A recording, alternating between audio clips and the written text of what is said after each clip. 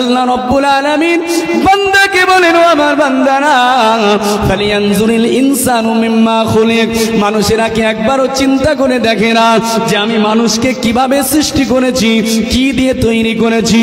আল্লাহ বলে, বান্দা নিশ্চিতভাবে খুলিকাল ইনসানা মিম্মা ইনদাফিক, নিশ্চয়ই আমি আল্লাহ মানুষকে সৃষ্টি করেছি নাপাক পানি থেকে। জোরে জোরে বলুন সুবহানাল্লাহ। অর্থাৎ বীর্য থেকে। অতএব আমাদেরকে আল্লাহ যে ডাইরেক্ট মাটি থেকে সৃষ্টি করেননি তা কোরআনের আরো অনেক আয়াত প্রমাণ দিয়েছে। মূলত আমাদেরকে আল্লাহ সৃষ্টি করেছে কি থেকে? বীর্য থেকে, নুতফা থেকে। আল্লাহ বলেন, সুম্মা জাআলনা নুতফাতা আলাকাতান, অতঃপর ওই নুতফাটাকে, ওই বীর্যটাকে আমি আল্লাহ মায়ের রেহেমের ভিতরে রক্তপিণ্ডে পরিণত করলাম, একটা ঝুলন্ত রক্তে পরিণত করলাম। অর্থাৎ বীর্যটা মায়ের গর্ভে থেকে যাওয়া, মায়ের গর্ভে যাওয়ার পরে, মায়ের রেহেমের ভিতরে প্রবেশ করার পরে 40 দিন পর্যন্ত ওই বীর্য মায়ের রক্তর ভিতরে চলাচল করে, মায়ের শিরা উপশিরার ভিতরে চলাচল করে। অতঃপর আল্লাহ পাক ওই বীর্যটাকে রক্তপিণ্ডে পরিণত করেন। আল্লাহ রাব্বুল আলামিন বলে জানান, সুম্মা খালাকনাল আলাকাতা মুদগাতা, এরপর আমি আল্লাহ ওই আলাকাটাকে মুদগাতে পরিণত করি, অর্থাৎ একটা গোশতপিণ্ডে পরিণত করি। ফাখালাকনাল মুদগাতা ইযামা, অতঃপর ওই গোশতপিণ্ডটাকে আমি আল্লাহ আবারও হাড্ডিতে পরিণত করি। মানব জাতির দেখে যে অসংখ্য হাড় আছে, আল্লাহ একটা বাচ্চার দেহের সূক্ষ্ম সূক্ষ্ম হাড়গুলোকে আল্লাহ তৈরি করে। আল্লাহ রাব্বুল আলামিন বলেন, মানব জাতির দেহের হাড়ের খাঁচাটো তৈরি করার পরে অতঃপর ওই খাঁচার হাড়ের উপরে সুন্দরভাবে আমি আল্লাহ গোশতপিণ্ডে পরিণত করে দেই। জোরে জোরে বলুন সুবহানাল্লাহ। ও ভাই জানেন আমার, আল্লাহ রাব্বুল আলামিন জানান, সুম্মা আনশানাহু খালকান আখার ফাতাবারাকাল্লাহু আহসানুল খালিকিন।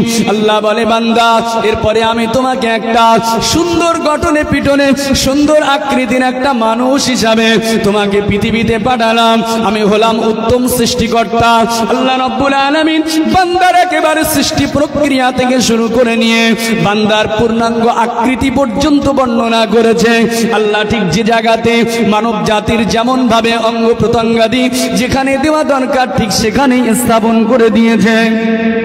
চুল যেখানে থাকা দরকার সেখানে আল্লাহ চুল দিয়েছে, মুখটা যেমন থাকা দরকার তেমন দিয়ে দিয়েছে, নাক যেখানে থাকা দরকার সেখানে দিলেন, চোখ যেখানে থাকার দরকার সেখানে দিলেন, কান যেখানে থাকা দরকার আল্লাহ সেখানে দিলেন, হাত যেখানে থাকা দরকার সেখানে দিলেন, পা যেখানে থাকা দরকার আল্লাহ সেখানে দিয়ে আল্লাহ রাব্বুল আলামিন জানান, বান্দা আমি আল্লাহ হলাম উত্তম সৃষ্টিকর্তা।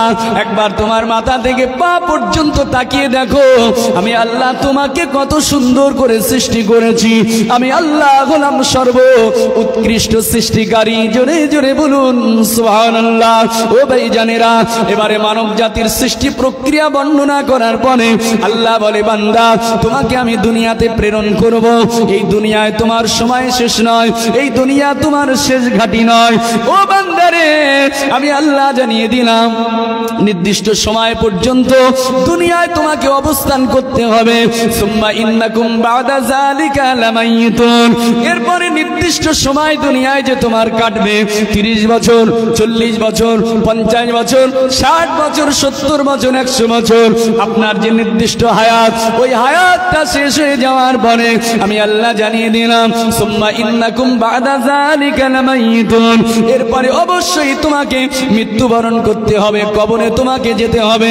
মৃত্যু তোমার জন্য শেষ নয়, কবর তোমার জন্য শেষ নয়, কবর তোমার জন্য চির ঠিকানা নয়, শেষ ঠিকানা নয়, বরং আমি আল্লাহ জানিয়ে দিলাম, সুম্মা ইন্নাকুম ইয়াউমাল কিয়ামাতি লাতুবআসুন, এরপরে অবশ্যই তোমাকে কবরের জিন্দেগিতে নির্দিষ্ট সময় থাকার পরে একদিন বিচারের জন্য ময়দানে মাশারে আমি আল্লাহ আমার কাছে দাঁড়াতে হবে। একবার জোরে জোরে বলুন সুবহানাল্লাহ। তাহলে আল্লাহ এই 4 আয়াতের মধ্যে মানব জাতির একেবারে সৃষ্টি থেকে শুরু করে কিয়ামতের দিনে বিচার পর্যন্ত পুরো বর্ণনাই আল্লাহ এই আয়াতের মধ্যে দিয়ে দিলেন, কয়েকটি আয়াতের ভিতরে। আসুন তাহলে একটা জিনিস আমাদেরকে ভাবতে হবে যে আল্লাহ আমরা কোথায় ছিলাম, আমাদেরকে কোথায় এনেছে, আমাদেরকে কোথায় নিয়ে যাবে। এই কয়েকটি স্তরই ঈমানদারদের জন্য আলোচ্য বিষয়।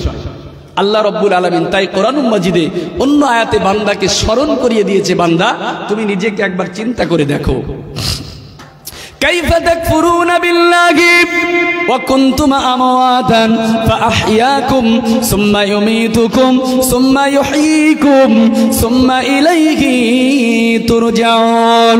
আল্লাহ রাব্বুল আলামিন ঠিক এতে একই কথা বললেন। আল্লাহ বললেন, বান্দা তোমরা কিভাবে আমার অস্বীকার করো, আমি আল্লাহ আমার ব্যাপারে কিভাবে তোমরা কুফরি করো আমি আল্লাহ জানছি। কাইফা তাকফুরুনা বিল্লাহি ওয়া কুনতুম আমওয়াতান, তোমরা তো ছিলে মৃত। মৃত ছিলাম না? আমরা যখন বীর্য ছিলাম তখন আমরা জীবিত ছিলাম? কোথায় ছিলাম আমরা জানি না। আল্লাহ বলে, বান্দা তোমরা তো ছিলে মৃত।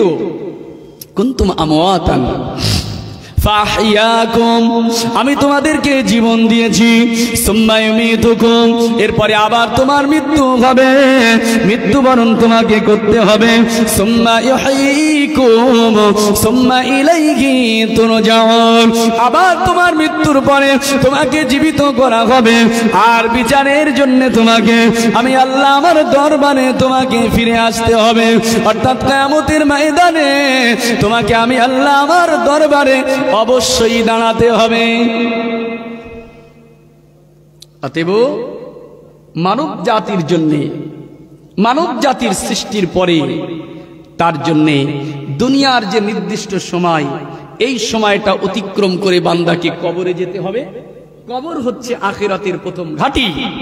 জেনে রাখবেন, কবরটা শেষ নয়, কবরে একটা নির্দিষ্ট সময় থাকা হবে। দুনিয়ায় নির্দিষ্ট সময়, কবরে নির্দিষ্ট সময়, এগুলো সব নশ্বর, ধ্বংসপ্রাপ্ত, সবকিছু শেষ হবে। কিন্তু শেষ আল্লাহ যে জগতের কথা বললেন, তোমাকে কিয়ামতের ময়দানে হাজির হতে হবে, এই ইয়াউমে আখিরা, এটা হচ্ছে আলামে আখিরা, কিয়ামতের দিনটা। এরপর থেকে নিয়ে যে অনন্তকাল সময়, এটা হচ্ছে অভিনশ্বর, এর কোনো আর শেষ নাই, এর আর ধ্বংস নাই। কিয়ামতের পর থেকে আপনার আর মৃত্যু হবে না, চিরজনম আপনার জন্য দুটো ঠিকানা, হয় জান্নাত না হয় জাহান্নাম। তাহলে মুমিনের জন্য আল্লাহ যে স্তরগুলো বর্ণনা করেছে, এতে আছে দুনিয়া, তারপরে কবর আর কিয়ামত। এখন মৃত্যুর পর থেকে যে সময়টা, এটাই হচ্ছে আখিরাতের, আখিরাতের ঠিকানা শুরু, তার আগ পর্যন্ত দুনিয়া। এখন আমরা যে মুমিন, মুমিনদের জন্য সব সময় আলোচ্য বিষয় হওয়া উচিত কোনটা? কবর আর হাসর। আখিরাতটাই হচ্ছে মুমিনদের জন্য উত্তম। মুমিনের জন্য দুনিয়াটা আসল নয়, মুমিনের জন্য আসল হচ্ছে আখিরাত। দুনিয়ার সময় সংকীর্ণ, আপনাকে চলে যেতে হবে। অনন্তকালের চিন্তা এই দুনিয়াতে করতে হবে, আপনাকে থাকতে হবে সব সময় আখিরাতমুখী। আল্লাহ বললেন, ওয়ালাল আখিরাতু খায়রুল লাকা মিনাল উলা। হাবিব দোস্ত নবী, আপনার জন্য দুনিয়া অপেক্ষা আখিরাতটা হচ্ছে উত্তম। মুমিনের জন্য দুনিয়া অপেক্ষা আখিরাত অনেক বেশি উত্তম। কত বেশি উত্তম? আল্লাহ রাব্বুল আলামিনের হাবিব বলেছেন, এই দুনিয়া মুমিনের জন্য, এই দুনিয়া মুমিনের জন্য এত কম, এত ছোট। আল্লাহ পাক রব্বুল আলামিনের হাবিব বলছেন, এই দুনিয়া মুমিনের জন্য আখিরাতের তুলনায় কতটা ছোট। কেমন? আল্লাহ রসুল একদিন সাহাবাদেরকে দুনিয়ার সঙ্গে আখিরাতের কম্পেয়ার করালেন, তুলনা করলেন। আয় আমার উম্মতেরা, দুনিয়া তোমার জন্য আখিরাতের তুলনায় কতটা ছোট, কেমন মনে করবে তুমি দুনিয়াটাকে? রাসূলুল্লাহ বলেন, লাউ, আল্লাহর হাবিব সাল্লাল্লাহু আলাইহি সাল্লাম বলেন, মা মাসানু দুনিয়া ফিল আখিরা ইল্লা মাসালু মা ইয়াজআলু ইসবাহু ফিল ইয়াম্মি ফালিয়ানজুরু বিমা ইয়ারজিউ। ও ভাইজানেরা, আল্লাহ রাব্বুল আলামিনের হাবিব নূর নবীজি আমার জানান, ও আমার উম্মতেরা, আখিরাতের তুলনায় দুনিয়া তোমাদের জন্য কতটা ছোট, দুনিয়া তোমাদের জন্য কতটাই ছোট শুনে রেখে দাও।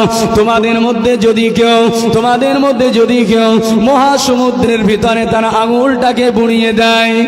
সমুদ্র দেখেছি তো আমরা, সমুদ্র দেখেছেন সমুদ্র?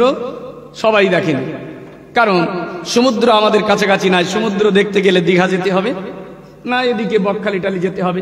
এখন আমার মুরব্বী বাবাজিরা তো সব দীঘা টিঘা যায় না। অতএব সমুদ্র সবাই দেখেনি, যারা সমুদ্র দেখেছে তারা জানে। সমুদ্র যারা দেখেছে তারা জানে।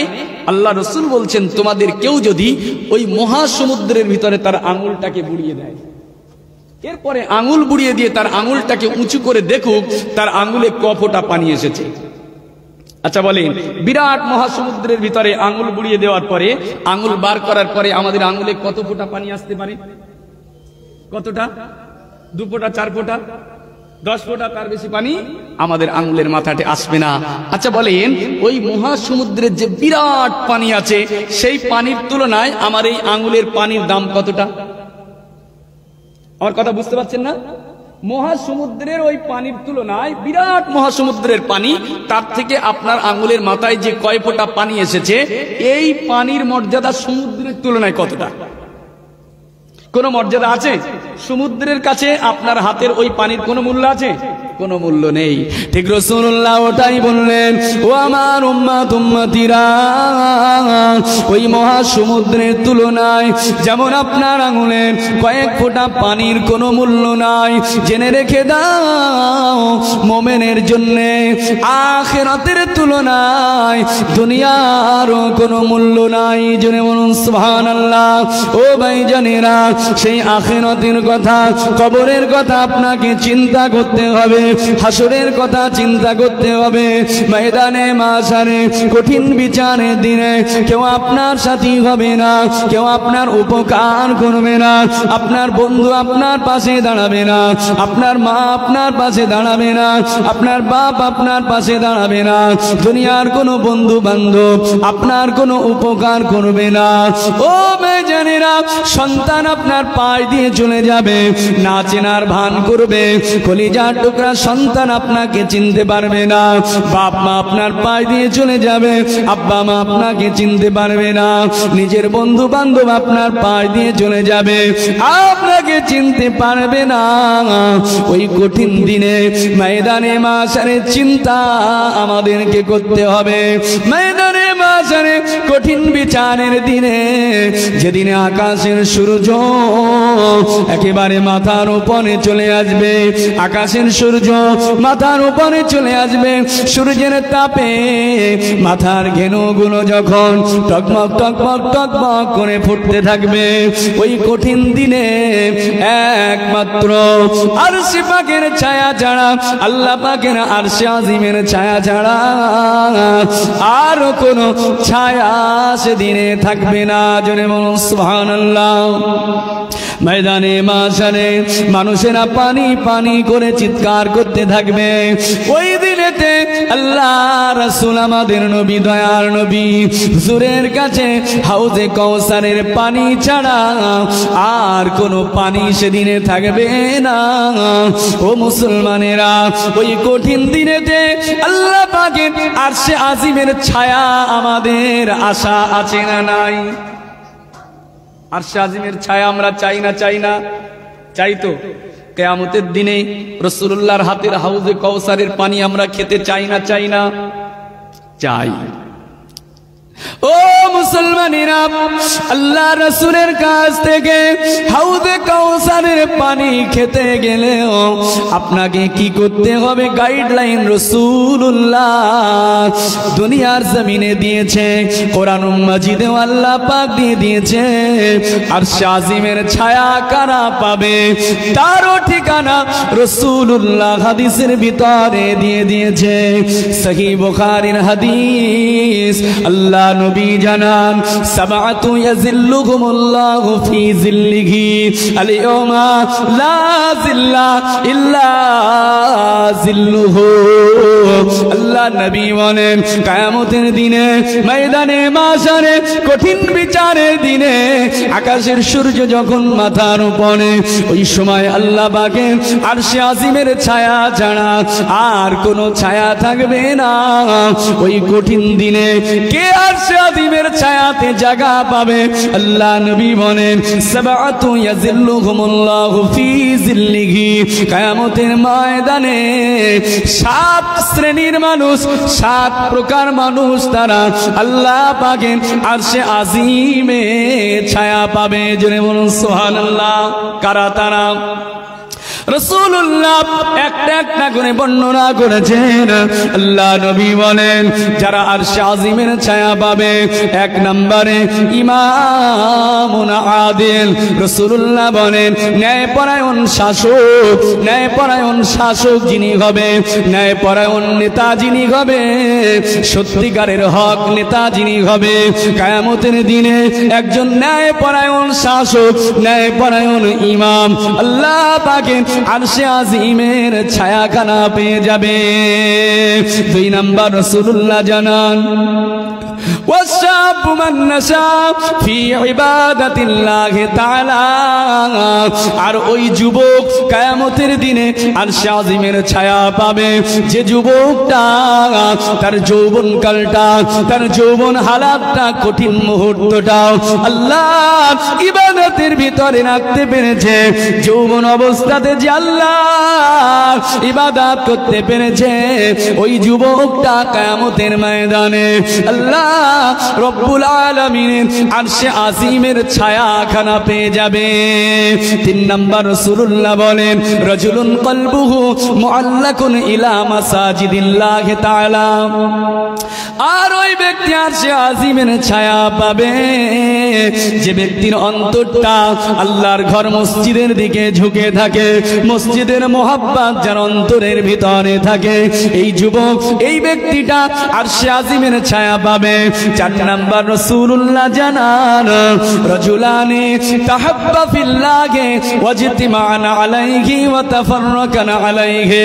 আর 4 নম্বর ওই ব্যক্তি আরশে আজিমের ছায়া পাবে যে 2 ব্যক্তি তারা নিজেদের ভিতরে বন্ধুত্ব তৈরি করলো, ভালোবাসা তৈরি করলো, একমাত্র আল্লাহ রব্বুল আলামিনের জন্যই নিজেদের ভিতরে ভালোবাসা করলো, মোহাব্বত করলো, বন্ধুত্ব করলো।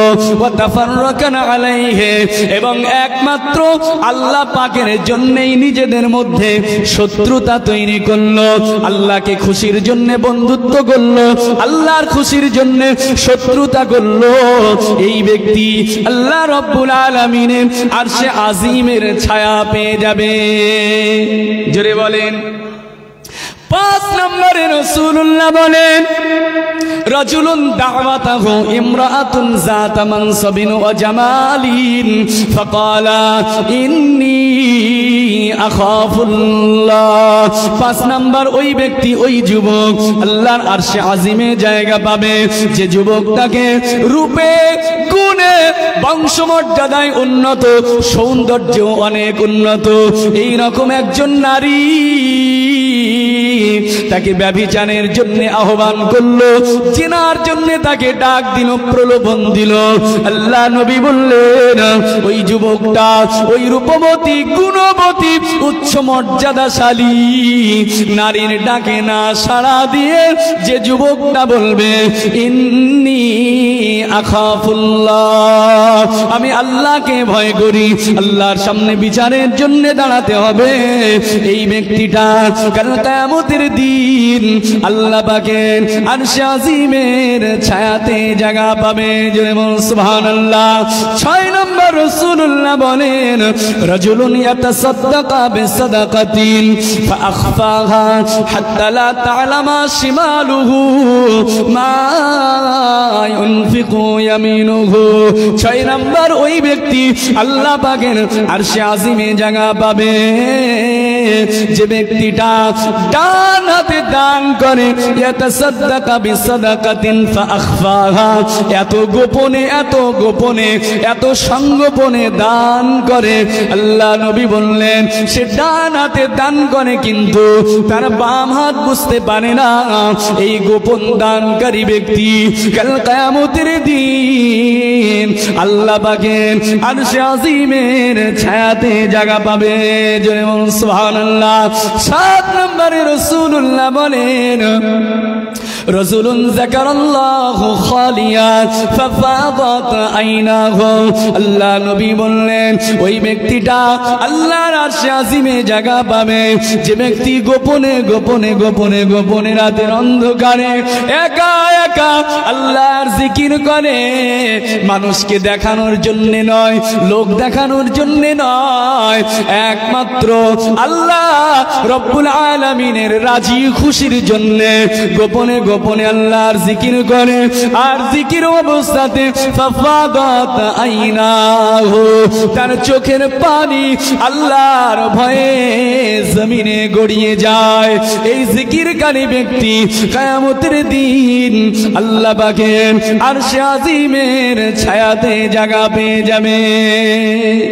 একটু জোরে হবে না? কয় প্রকার ব্যক্তি?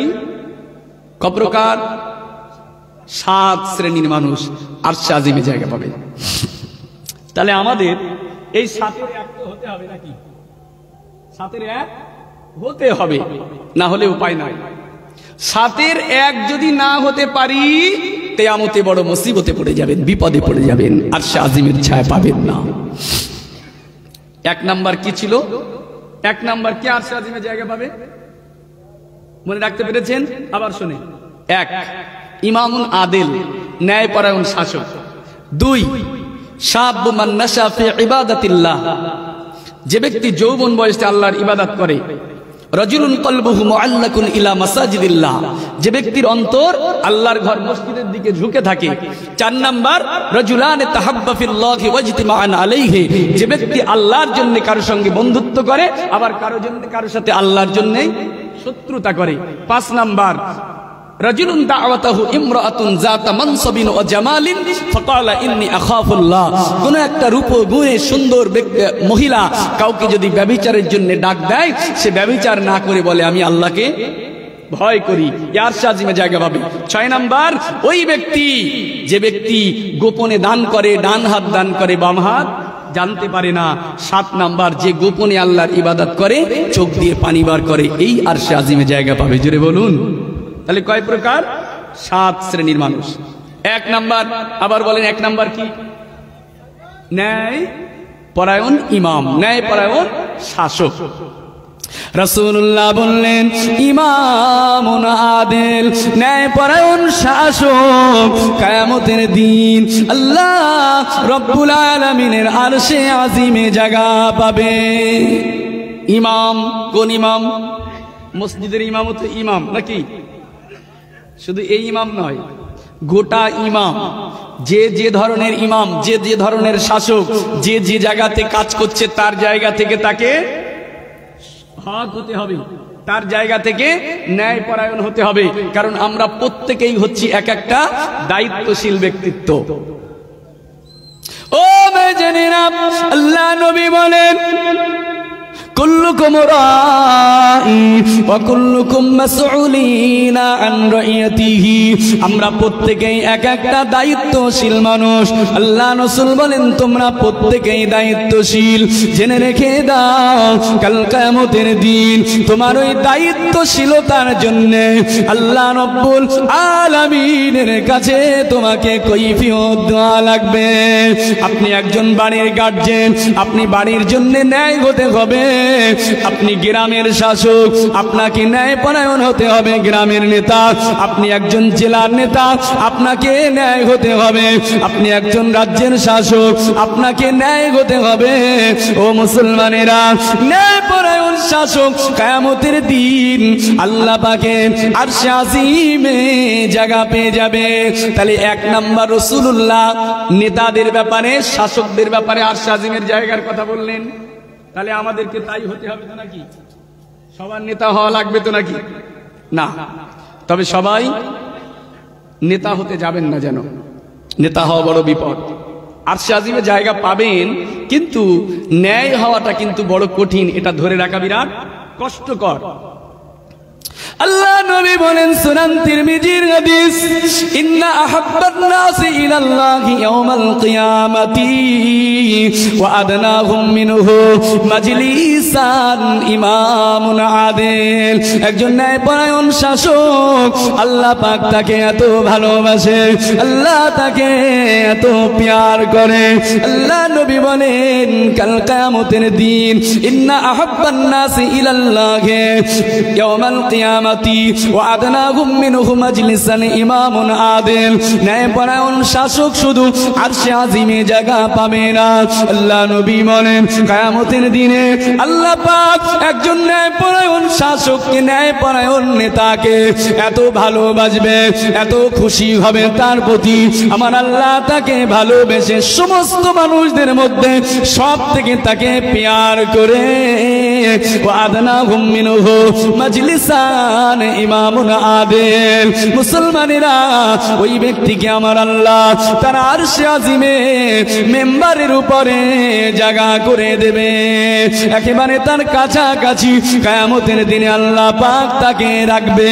অন্য হাদিসে রাসূলুল্লাহ বলেন, ইন্নাল মুকসিতিনা ইনদাল্লাহি তাআলা আলা মানাবিরি মিন নূরি মিন ইয়ামিনির রহমান। আল্লাহর শাসক বান্দা, ন্যায়পরায়ণ শাসক আরশে আজিমে শুধু জায়গা পাবে না, আল্লাহর শুধু কাছাকাছি জায়গা না। রাসূলুল্লাহ জানান, ইন্নাল মুকসিতিনা ইনদাল্লাহি তাআলা আলা মানাবিরি মিন নূর মিন ইয়ামিনির রহমান। একজন ন্যায়পরায়ণ শাসক, একজন ন্যায় বিচারক কাল কিয়ামতের দিন শুধু আল্লাহর আরশে আজিমে নয়, রাসূলুল্লাহ বলেন ওই বান্দাকে আল্লাহ খুশি করে, তার প্রতি সন্তুষ্ট হয়ে তার আরশে আজিমের একেবারে ডান দিকে মণিমুক্তা খচিত মতির চেয়ারে আমার আল্লাহ পাক তাকে জায়গা দিয়ে দেবেন। জোরে বলেন। তাহলে নেতার দুনিয়াতেও থাকে ভালো চেয়ার, আর ন্যায় যদি হওয়া যায় কিয়ামতের দিনে আরশে আজিমে আল্লাহ ডান দিকে তাকে মতির চেয়ার দেবে। জোরে বলুন সুবহানাল্লাহ। তাহলে নেতাদের মর্যাদা কত বেশি। তাহলে যাদের হাতে আল্লাহ নেতৃত্ব দিয়েছে তারা যদি ন্যায় হতে পারে শুধু একটু, আমার আল্লাহ কিয়ামতের দিনে দুনিয়ায় তাকে মর্যাদা দিয়েছে, কিয়ামতের দিনে মর্যাদা দিয়ে তাকে মতির চেয়ারে তার ডান দিকে জায়গা দেবে। বুঝতে পারলেন না? আর যদি এই নেতা যদি আবার গড়বড় হয়, এই নেতা যদি অত্যাচারী হয়, তাহলে কি হবে?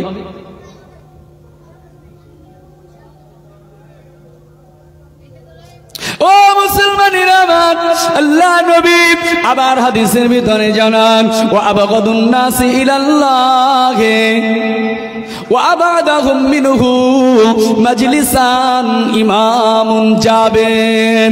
আল্লাহ নবী অপর হাদিসের ভিতরে জানান, আর নেতা যদি সৎ না হয়, নেতা যদি হক না হয়, ওই নেতাটাই কিয়ামতের দিন যত মানুষ হাজির হবে, আবগাদুন নাসি ইলাল্লাহি, ওই ব্যক্তি কিয়ামতের দিনে আল্লাহর কাছে সবচেয়ে নিকৃষ্ট হবে, সবচেয়ে খারাপ হবে। ওয়া আবাদাহুম মিনহু মাজলিসান ইমামুন জাবের, ওই অত্যাচারী শাসক কিয়ামতের দিনে আরশে আজিম তো দূরের কথা, আল্লাহ রাব্বুল আলামিন থেকে অনেক অনেক দূরে তার জায়গা হবে। ও ভাইজানেরা, সেই জন্য যদি কারো হাতে আল্লাহ যদি নেতৃত্ব দেয় কারো হাতে যদি আল্লাহ ক্ষমতা দেয়, যদি নেতৃত্বের দায়িত্বটাকে নিয়ে যদি হক ভাবে চলতে পারি, কিয়ামতের দিনে আরশে আজিমে জায়গা পাবে। আর যদি হক না হতে পারে, আপনার জন্য জাহান্নামা সঠিক হয়ে যাবে, জাহান্নামা আপনার জন্য অবধারিত হয়ে যাবে। রাসূলুল্লাহ জানান, সুনান তিরমিজির ভিতরে এসেছে, নেতৃত্ব দিলে আপনাকে বিচার করতে হবে না? হবে না? যদি সমাজের দায়িত্ব পান, সমাজের ঝামেলা মীমাংসা করতে হয় না? হয়। বিবাদ মীমাংসা করতে হয়। এই বিবাদ মীমাংসা যদি আপনি ঠিকভাবে করতে পারেন, তো কিয়ামতের দিনে কাফি হয়ে যাবেন। আল্লাহ নবী জানান, আল কুযাতু সালাসুন, ইসনানে ফিন্নার ওয়া ওয়াহিদুন ফিল জান্নাহ। আল্লাহ নবী বলেন, বিচারক হয় তিন প্রকারের, হয় বিচারক দুই শ্রেণীর বিচারক জাহান্নামায় যাবে, আর এক প্রকার বিচারক কিয়ামতের দিনে জান্নাতে যাবে। অতএব বিচারকের ক্যাটাগরি তিনটি, একটা বিচারক জান্নাতি আর দুটি বিচারক জাহান্নামায় যাবে। রাসূলুল্লাহ তা ঠিক করে দিয়েছে। আল্লাহ নবী আমার জানান, ফাআম্মাল্লাযী ফিল জান্নাতি রাজুলুন আরাফাল হাক্কা ফাকাদা বিহি, রাজুলুন আরাফাল হাক্কা ফাকাদা বিহি। আল্লাহ নবী জানান, ওই বিচারক কিয়ামতের দিনে জান্নাতে যাবে যে বিচারকটা বিচার করতে গিয়ে তার বিবেক দিয়ে, তার বুদ্ধি দিয়ে, তার জ্ঞান দিয়ে যাচাই করে দেখলো এটাই সঠিক, এটাই হক। আরাফাল হাক্কা, সে হকটাকে চিনতে পারলো, ভালোটাকে জানতে পারলো। হয় হকটাকে জানতে পারার পরে ফাকাদা বিহি, যেমন তিনি হকটা জানতে পেরেছে ঠিক অনুযায়ী সঠিক বিচারটা সে দিয়ে দিয়েছে। আল্লাহ নবী বলেন, বিচারে কারচুপি করলো না, সঠিক বিচারটা করে দিল। কাল কিয়ামতের দিন এই বিচারকটা আল্লাহ রব্বুল আলামিনের জান্নাতে যাবে। জনে বলুন সুবহানাল্লাহ। তাহলে বিচারক হওয়া লাভ, বিচারক হওয়া লাভ।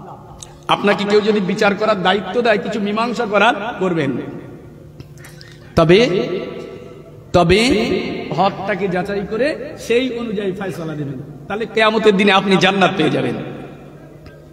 আল্লাহ নবী জানান, আর দুই নাম্বার বিচারক রাজুলুন আরাফাল হাক্কা ফাজারা ফি হুকমিহি ফাহুয়া ফিন্নার। আল্লাহ নবী বললেন, কিন্তু ওই বিচারক, যে ব্যক্তি বিচার করতে গিয়ে হকটাকে যাচাই করলো, হকটাকে খুঁজে বার করলো, কোনটা সঠিক কোনটা বেঠিক, এটা বোঝার বুদ্ধি আল্লাহ তাকে দিয়েছে, ক্ষমতা তাকে আল্লাহ দিয়েছে। সে ন্যায়টাকে বার করলো, সত্যটাকে যাচাই করলো, মিথ্যাটাকে যাচাই করলো, অন্যায়টাকে যাচাই করলো। কিন্তু যখন সে রায় দিচ্ছে, ফাজারা ফি হুকমিহি, সে রায় দেওয়ার ক্ষেত্রে সে দুশমনি করেছে, রায় দেওয়ার ক্ষেত্রে সে প্রতারণা করেছে, সে অন্যায়ের পক্ষে রায় দিয়ে দিয়েছে। আল্লাহর নবী জানান, ফাহুয়া ফিন্নার। এই বিচারক যে ন্যায়কে জেনেও অন্যায়ের পক্ষে রায় দিল, কিয়ামতের দিন এই বিচারক আল্লাহর জাহান্নামায় যাবে। জোরে বলুন না নাউজুবিল্লাহ। আল্লাহ আমাদেরকে এইরকম বিচার করা থেকে হেফাজত করুন। তিন নম্বর রাসূলুল্লাহ জানান, রাজুলুন কাদা বিল জাহলি ফাহুয়া ফিন্নার। আর তিন নাম্বার বিচারক, যার ভিতরে বুদ্ধি নাই, বিবেক নাই, জ্ঞান নাই, শিক্ষা নাই, দীক্ষা নাই, কিচ্ছু নাই, আকাট মূর্খ। সে কোনটা সঠিক কোনটা বেঠিক এটা জানার মতো ক্ষমতাও তার নাই। প্রথম দুই প্রকার যে বিচারক হলো, এ দুজন হচ্ছে শিক্ষিত জ্ঞানী, দুজনেরও জ্ঞান আছে। এরপরে একজন তার জ্ঞান দিয়ে সঠিক জেনে সঠিকের পক্ষে রায় দিয়েছে, আর একজন তার জ্ঞান আছে, জ্ঞান অনুযায়ী সঠিক জেনেছে কিন্তু বেঠিকের পক্ষে, অন্যায়ের পক্ষে রায় দিয়েছে, জাহান্নামী। এবারে তিন নাম্বার যে বিচারক, রাসূলুল্লাহ বলছেন কাদা বিল জাহলি, রাজুলুন কাদা বিল জাহলি। যে ব্যক্তি যার ভিতরে জ্ঞান নাই, সে মূর্খ, না জেনে না বুঝে সে একটা পক্ষে রায় দিয়েছে, মানে কোনটা সঠিক কোনটা বেঠিক এটা ঠিক করার মতো ক্ষমতাও তার নেই। এমন বিচারক আছে তো নাকি? আছে। আল্লাহ নবী বলেন রাজুলুন কাদা বিল জাহলি ফাহুয়া ফিন্নার, ওই বিচারক যে ব্যক্তি যার জ্ঞান নাই কোনটা সঠিক কোনটা ব্যাঠিক, না জেনে না বুঝে একটা পক্ষে রায় দিয়ে দিয়েছে, আল্লাহ নবী বললেন এই বিচারক কিয়ামতের ময়দানে জাহান্নামী হবে। কেন? এরা তো জেনে বুঝে ভুল করেছে বলে জাহান্নামী, আর এ না জেনে ভুল করেছে জাহান্নামী হবে কেন? বিচারের ক্ষেত্রে এ তো ভুল করে করেছে, ভুলটা এ জাহান্নামী হবে কেন? ও ভাইজানেরা, এ হাদিস এটাই প্রমাণ দেয় তুমি যদি যোগ্য না হও, যে কাজের দায়িত্ব তোমার নাই, যে কাজ করার ক্ষমতা তোমার নাই, তুমি সেই দায়িত্বে বসে গিয়েছো, না না না না না, তুমি অন্যায়ভাবে তোমার দায়িত্বটা নেওয়ার কারণে কাল কিয়ামতের দিন আমার আল্লাহ পাক তোমাকেও জাহান্নামী বানিয়ে দেবে। ও ভাইজানেরা, আখেরি জামানা আজকে যাদের নেতৃত্ব যাদের হাতেই যাবে, অধিকাংশ ক্ষেত্রে অযোগ্যের হাতে যাবে, এটাই স্বাভাবিক। কিয়ামতের আলামত আল্লাহ নবী আমার ১৫০০ বছর আগে নূরের জবানে বর্ণনা করে গিয়েছে। একজন আরবি বেদুইন আল্লাহ নবীর কাছে আসলেন, সহিহ মুসলিমের হাদিস। আল্লাহ নবী জানান, আল্লাহর হাবিব দয়ার নবী হুজুরের দরবারে একজন বেদুইন আসলো। যা আরবিয়্যু ফাকালা মাতাস সাআতা, ইয়া রাসূলুল্লাহ, ইয়া হাবিবাল্লাহ, হুজুর আপনি আমাদেরকে কিয়ামতের কথা বলেন, কিয়ামতের সংবাদ দেন, কিয়ামতের কঠিন বিভীষিকার কথা আপনি বলেন। ইয়া রাসূলুল্লাহ, ইয়া হাবিবাল্লাহ, হুজুর বলুন বলুন কিয়ামতটা কবে হবে? আল্লাহ নবী বললেন, ও বাবা সাহাবী শোনো শোনো, ইযা দুইয়াতিল আমানাতু ফান্তাদিরিস সাআতা, যখন দেখবে সমাজ থেকে আমানাত উঠে যাবে, আমানাত খানা তুলে নেওয়া হবে, ওই সময় তোমরা কিয়ামতের জন্য অপেক্ষা করবে। ওই সাহাবী বেদুইন সাহাবী বুঝতে পারেননি আমানাত কিভাবে উঠে যাবে। আল্লাহ নবীকে ঘুরিয়ে সাহাবী আবার প্রশ্ন করলেন, ইয়া রাসূলুল্লাহ, ইয়া হাবিবাল্লাহ, হুজুর বলুন বলুন, ক্বালা কাইফা ইদাতুহা, ইয়া রাসূলুল্লাহ, ইয়া হাবিবাল্লাহ, আমানাত আবার কিভাবে উঠে যাবে?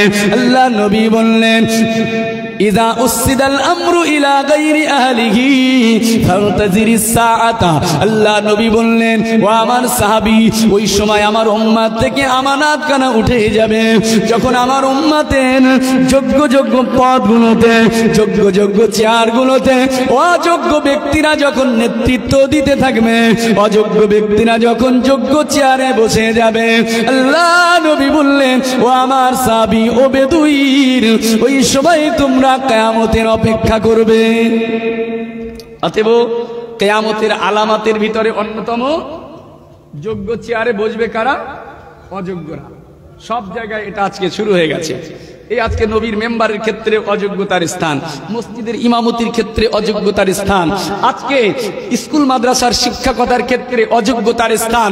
আজকে যেখানে যাবেন প্রত্যেকটা জায়গায় অযোগ্যতার স্থান এসে গিয়েছে। আমার ভাইরা, আচ্ছা একবার মোহাব্বতে দুরূদ শরীফ আল্লাহুম্মা সাল্লি আলা সাইয়্যিদিনা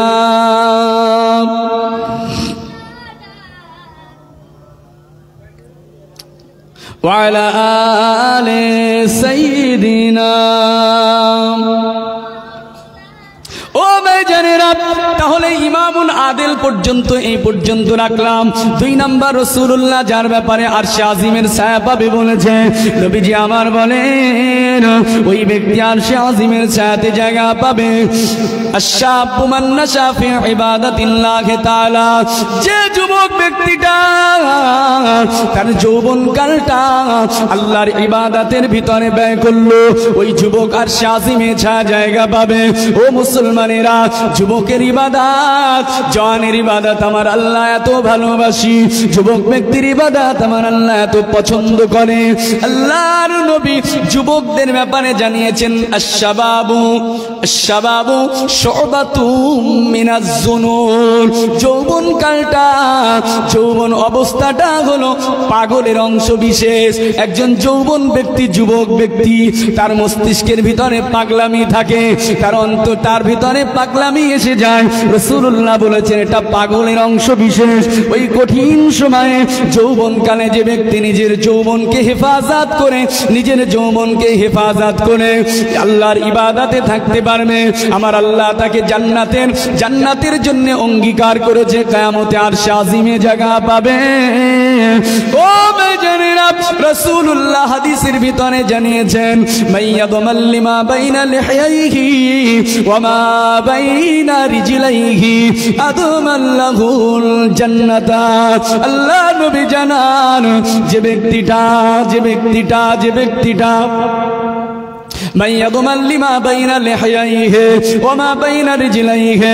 ব্যক্তি তার দুই চোয়ালের মধ্যবর্তী স্থান, তার জবানটাকে হেফাজত করতে পারলো, এবং যে ব্যক্তি তার দুই পায়ের মাঝখান অর্থাৎ লজ্জা স্থানটাকে যে ব্যক্তি হেফাজত করতে পারলো, আল্লাহ নবী বলেন এই যুবক যুবতীর কাল কিয়ামতের দিন আল্লাহর বেহেশতে যাওয়ার জন্য স্বয়ং আমি রাসূলুল্লাহ জামিনদার হয়ে যাব। জোরে বলুন।